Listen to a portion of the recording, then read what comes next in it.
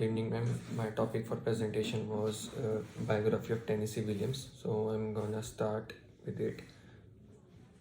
He was also known as Thomas Lanier Williams III and was born on 26 March 1911.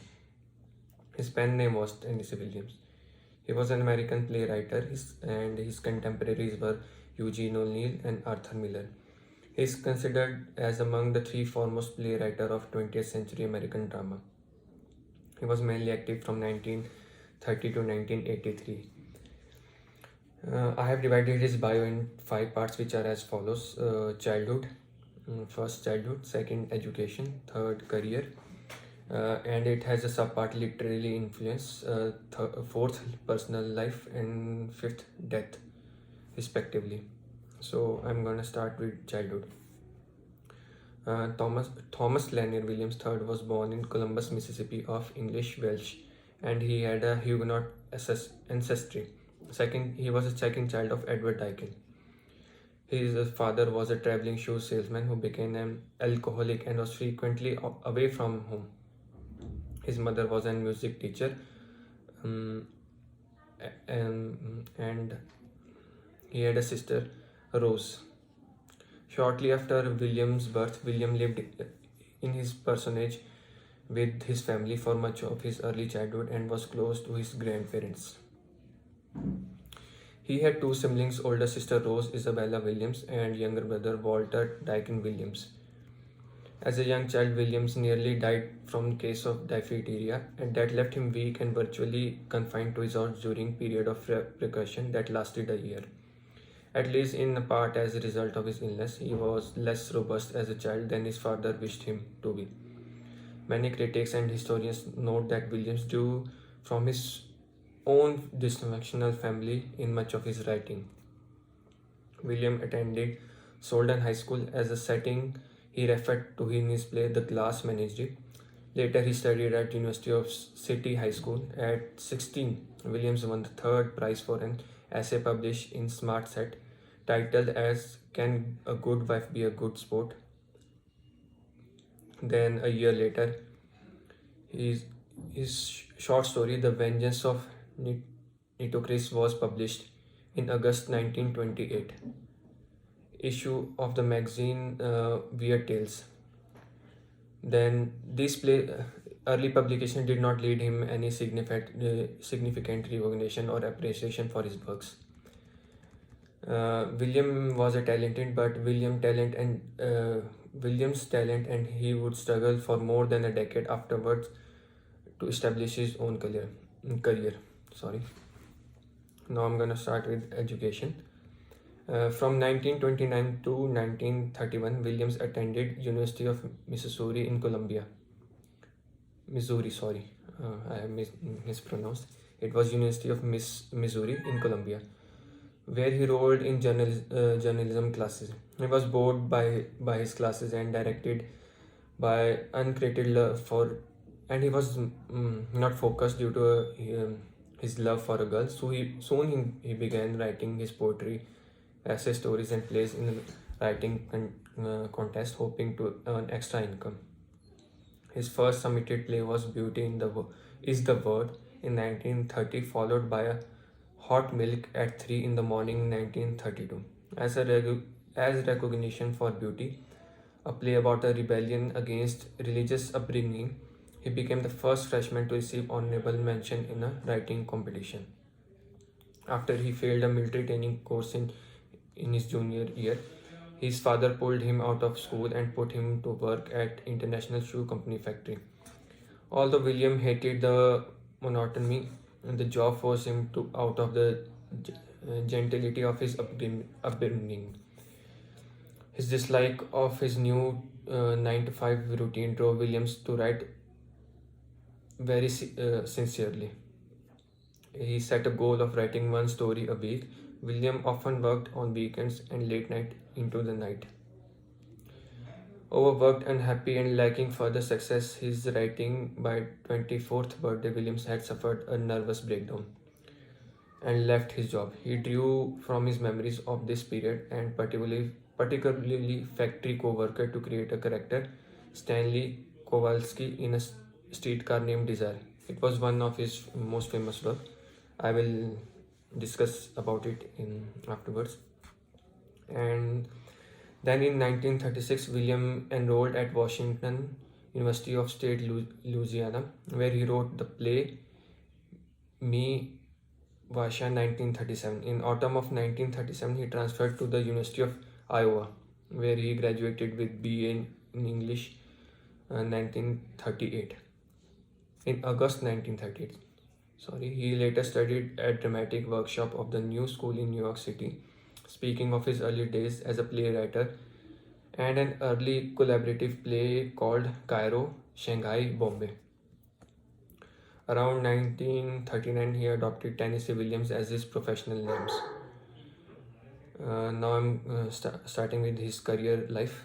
As Williams was struggling to gain production and audience for his work in late 1930s, he worked at a string of menial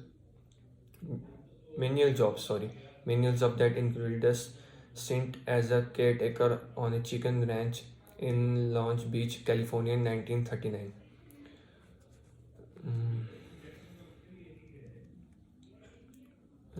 Let me check the fact, ma'am.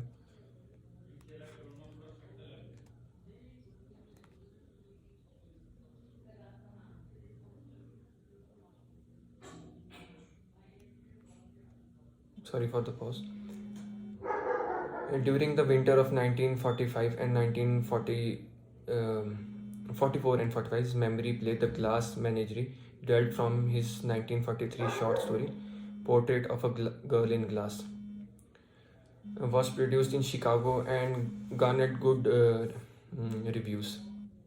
It moved to New York, where it became an instant hit and enjoyed a long Broadway run. Ali Kazan, who directed many of Williams' greatest success, said about Williams, everything in his life in his place, and everything in his place is in his lives. I'm gonna repeat it again. Everything in his life is in his place, and everything in his place is in his lives. The Glass Menagerie won the award of the best play of the season, the New York Drama Critics Circle Award. This was a huge success for him, and his next huge play was A Streetcar Named Desire, and he secured a reputation as a great playwright due to this play, which he wrote in 1947. During the 1950s, it was published, and between 1948 and 1959, William had 7 of his plays produced on Broadway, which are as follows: Summer and Smoke in 1948, The Rose Tattoo in 1951, Camino Real in 1953, and Cat on a Hot Tin Roof 1955. Oedipus Descending was in 1957 and Garden District was in 1958. Sweet Bird of Youth 1959. By 1959, he had earned 2 Pulitzer Prize, 3 New York Drama Critics Circle Awards, and 3 Don Sodden Awards and a Tony Award. Williams' work reached wide audience in 1950s when The Glass Menagerie and The Streetcar Named Desire adopted as a motion pictures. Later plays also adapted for the screen included The Cat on a Hot Tin Roof, The Rose Tattoo, Oedipus Descending, The Night of the Liguan, The Sweet Bird of Youth, and Summer of Smoke. After extraordinary success of 1940s and 1950, he had a personal turmoil and theatrical failures in 1960 and in 1970s. So here he started declining. There were several reasons I will discuss afterwards. Although he continued to write every day, the quality of his work suffered from his increasing alcoholism and drug consumption, as well as occasional poor choices of collaborators. He was consumed by depression over a loss, and in out of treatment facilities where under the control of his mother and brother Deacon. Williams spiraled downwards in his life. His play Kingdom of Earth 1967, In the Bar of Tokyo, 1969, Small Craft Warnings 1973, The two-character play, also called Outcry 1973, Red Devil Battery Sign 1976, and Close of a Summer Hotel 1980, and other, all were box office failures.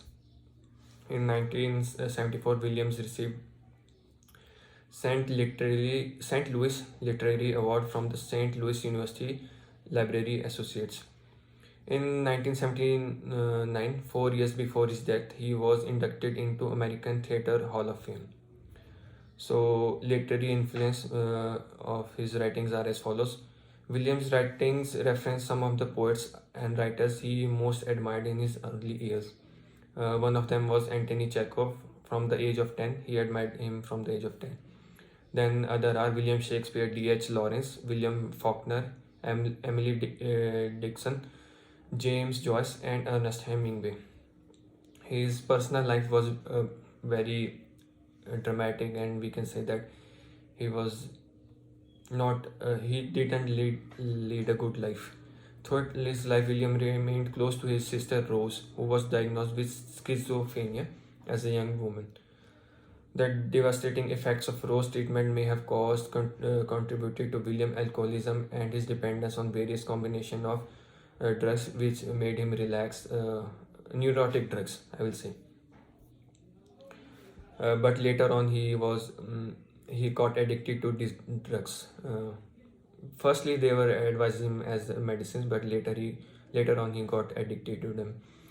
William was a homosexual and had many partners and many failed relationships. I'm not gonna go in detail, but these conditions had a profound effect on his writing style, and at the end led to drug abuse heavily. He was in depression for half of his life. Uh, and last, on his death on February 25, 1983, William was found dead at age of 71 in his suite Hotel Elsie in New York.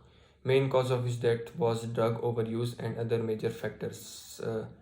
One of them was the cap stuck in his throat when he used the cap to take drugs, a cap of a bottle. So these were the biography of Tennessee Williams. Thank you.